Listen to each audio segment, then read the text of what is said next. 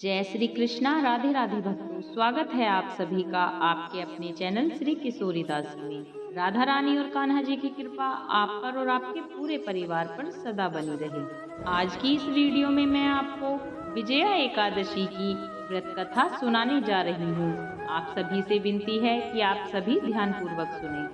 धर्मराज युधिष्ठिर बोले कि हे जनार्दन, फाल्गुन माह के कृष्ण पक्ष की एकादशी का क्या नाम है तथा उसकी विधि क्या है, सो सब कहिए।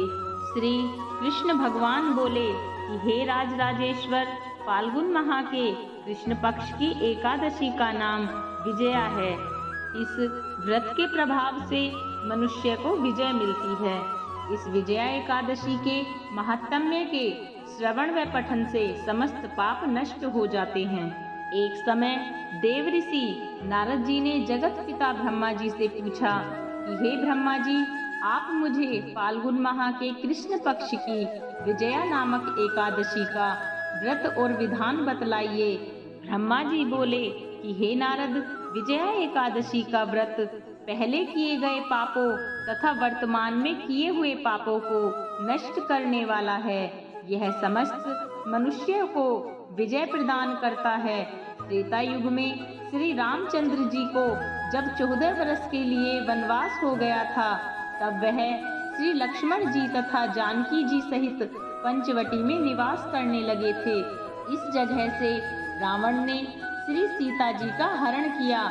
इस दुखद समाचार से श्री राम जी अत्यंत व्याकुल हुए और श्री सीता जी की खोज में चल दिए। घूमते घूमते वे मरण सन्न जटायु के पास पहुँचे। कुछ आगे चलकर इनकी सुग्रीव के साथ मित्रता हो गई और इन्होंने बाली का वध किया। श्री हनुमान जी ने लंका में जाकर सीता जी का पता लगाया। वहां से लौटकर हनुमान जी श्री रामचंद्र जी के पास आए और उन्होंने सब समाचार रामचंद्र जी से कहा। श्री रामचंद्र जी ने सुग्रीव की संपत्ति लेकर वानरों भालुओं की सेना सहित लंका को प्रस्थान किया। श्री रामचंद्र जी जब समुद्र के किनारे पहुंच गए, तब उन्होंने महान और अगाध मगरमच्छ से युक्त समुद्र को देखकर श्री लक्ष्मण जी से कहा, हे लक्ष्मण, इस समुद्र को हम किस प्रकार पार कर सकेंगे।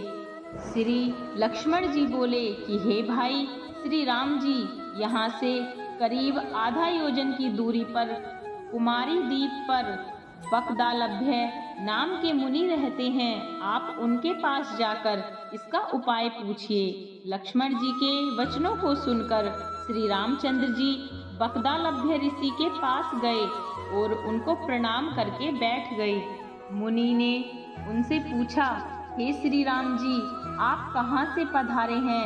श्री राम बोले कि हे महर्षि, मैं अपनी सेना सहित यहाँ आया हूँ और राक्षसों को जीतने लंका जा रहा हूँ।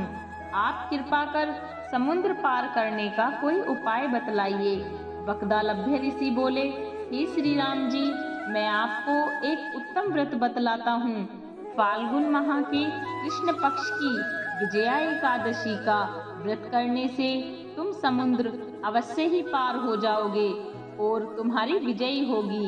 हे श्री राम जी, इस व्रत की विधि यह है कि दशमी के दिन स्वर्ण, चांदी, तांबा या मिट्टी किसी का एक घड़ा बनावें। उस घड़े को जल से भरकर तथा उस पर पंच पल्लव रखकर वेदिका पर स्थापित करें। घड़े के नीचे सतनाजा अर्थात 7 अनाज मिले हुए और ऊपर जौ रखें। उस पर श्री नारायण भगवान की स्वर्ण प्रतिमा स्थापित करें।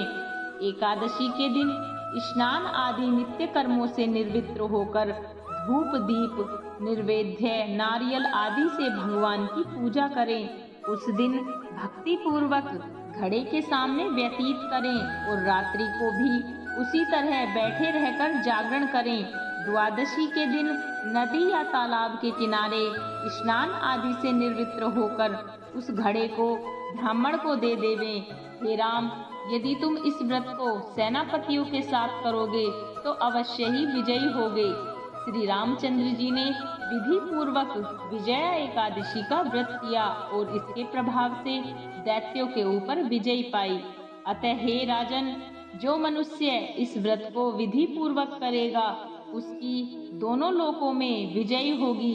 श्री ब्रह्मा जी ने नारद जी से कहा था कि हे पुत्र, जो इस व्रत का महात्म्य सुनता है उसको वाजपेय यज्ञ के फल की प्राप्ति होती है।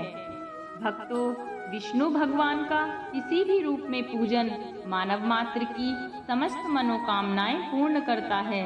भगवान राम हालांकि स्वयं विष्णु के अवतार थे, अपितु अपनी लीलाओं के चलते प्राणियों को सद्मार्ग दिखाने के लिए उन्होंने विष्णु भगवान के निमित्त इस व्रत को किया। विजय की इच्छा रखने वाला कोई भी मनुष्य इस व्रत को करके अनंत फल का भागी बनता है।